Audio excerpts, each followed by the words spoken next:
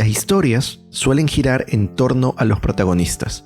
Vemos lo que ellos ven, escuchamos lo que piensan y si está bien narrada, sentimos lo que sienten. Pero muchas veces no son ellos quienes dejan la marca más profunda. Son los otros, los personajes secundarios, aquellos que apenas tienen una fracción del tiempo en pantalla, pero que, después de crecer, evolucionar y sufrir, nos regalan un cierre que duele. Hoy quiero hablar de ellos, de los que se despiden en el momento justo, de los que dejan huella, no por cuánto tiempo estuvieron, sino por lo que significaron. Porque a veces, para que una historia avance, alguien tiene que irse. Mi nombre es Crocs y hoy vamos a explorar a los personajes que fueron diseñados para morir. Voy a hablar de las muertes de algunos personajes, así que habrá spoilers para Demon Slayer, Shingeki no Kyojin y Mushoku Tensei. Diría que hay tres grandes categorías donde suelen encajar las muertes de un personaje secundario. Número 1. Cuando es percibido como un villano que debe ser derrotado. En Shingeki no Kyojin conocemos a Berlotot, y durante gran parte de la historia parece estar del lado de nuestros héroes. Así que cuando llega la revelación de que en realidad no lo está, es fácil asumir que es un villano, un antagonista. Su muerte se siente como algo natural, sobre todo en un mundo como el de Shingeki. Más adelante descubrimos que la historia es mucho más compleja, pero eso es harina de otro costal. Número 2. Cuando la convicción del personaje entra en conflicto con las acciones de otro. En Demon Slayer, y seguramente ya saben a quién voy a mencionar, Rengoku, mientras más lo pienso, más lo admiro. Es un personaje que cuando se introduce genera algo de rechazo, pero a medida que avanza la historia, nos encariñamos con él. Su dedicación, su sentido de justicia y lo más importante, su capacidad de aceptar su deber. Rengoku arde por dentro, por las injusticias, por el dolor, pero se niega a repartir esa carga. Es un hombre que asume cada responsabilidad que el destino le impone. Y por eso es incapaz de retroceder, incluso frente a un oponente imposible de derrotar. Número 3. Cuando su muerte impulsa el arco de otro personaje. Podríamos decir que Rengoku también inspira e impulsa a Tanjiro, y seguro que hay personajes que encajan en más de una categoría. No considero que sean excluyentes entre ellas. Pero por ejemplo, pensemos en Sasha de Shingeki no Kyojin. Además de ser muy querida, su muerte es fundamental para el desarrollo de Gabi, quien más adelante se vuelve un personaje clave en la historia. Ese evento no solo genera una fuerte respuesta emocional, también se convierte en el pecado que Gabi busca expiar, y debido a eso, ella realiza múltiples hazañas que crean un simbolismo heroico entre ambas.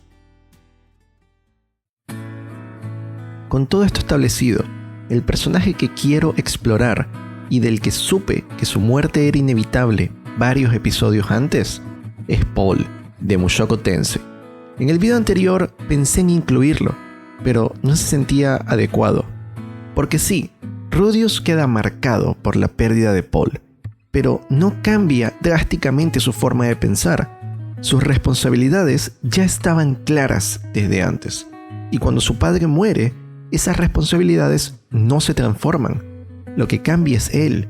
Ahora luce un poco más maduro, un poco más adulto, porque aunque logró dejar atrás muchas de las cosas que odiaba de su vida pasada, también comprende que hay otras que daba por sentada, y que ahora entiende que no son eternas. Las personas mueren, y los grandes logros casi siempre requieren grandes sacrificios. Es una lección cruda, pero cierta. Volviendo a Paul, ¿cómo supe que iba a morir varios capítulos antes? Bueno, acá les voy a compartir algo que puede que les haga disfrutar más futuras historias, o capaz se las arruine, no me hago responsable.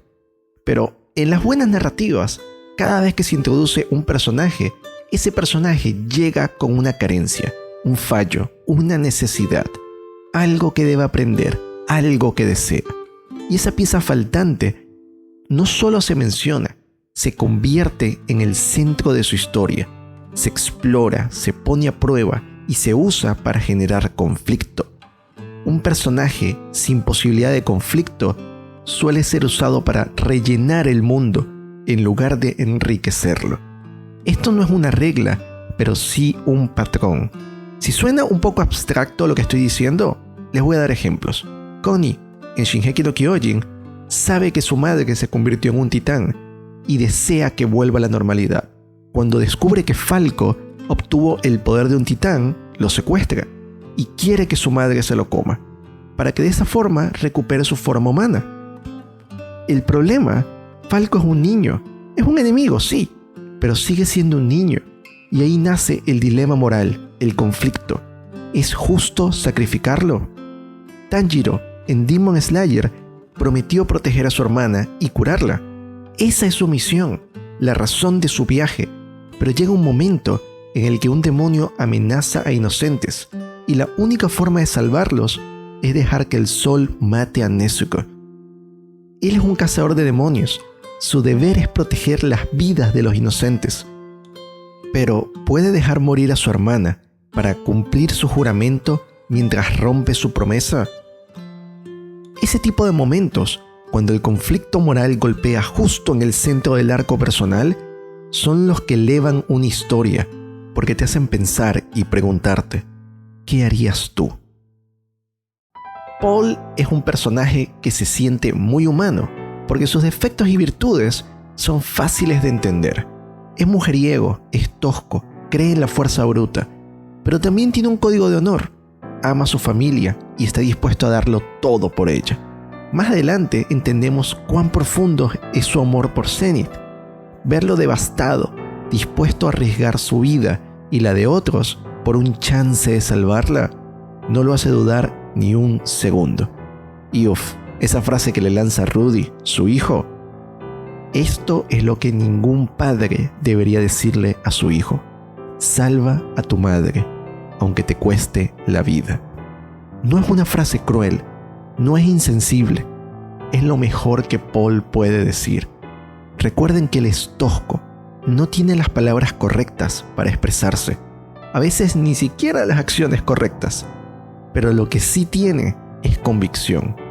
Y esa convicción de rescatar a Zenith a toda costa, ese es su conflicto.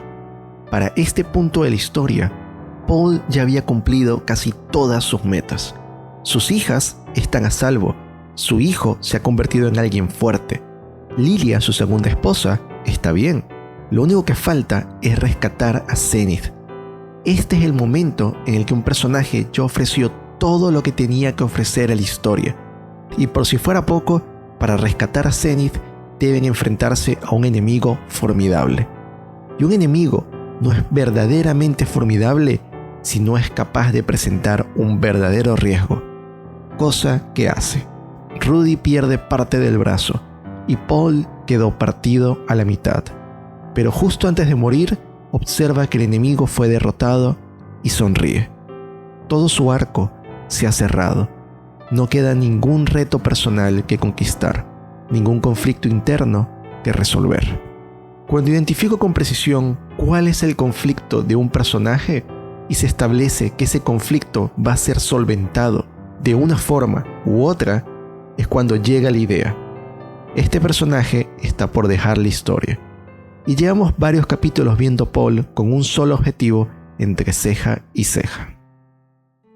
En retrospectiva, que Paul haya terminado con 2 esposas y que Rudy lo haya juzgado tanto por ello, y luego ver que al final de la segunda temporada Rudy toma a Roxy como segunda esposa y las razones por las que se convierte su esposa son bastante altruistas y no tiene que ver con las razones comunes que se perciben en nuestra sociedad acerca de un hombre que quiere tomar una segunda esposa. La forma en la que Mushoku Tensei navega estas temáticas no deja de fascinarme. Pero volviendo a la historia, una vez que la aventura ha terminado y los problemas, al menos por ahora, se han calmado, Rudy va a la tumba de Paul a contarle todo. ¿Quién lo diría? Somos iguales. Es irónico. es agridulce, es incluso gracioso. Pero sin duda, es un guión bien escrito. Y para seguir con la tradición, les dejo una cita de Paul. Una espada se usa con propósito. Un guerrero debe llevar una espada en la cintura y otra en el corazón. Muchas gracias por acompañarme. Nos vemos la semana que viene.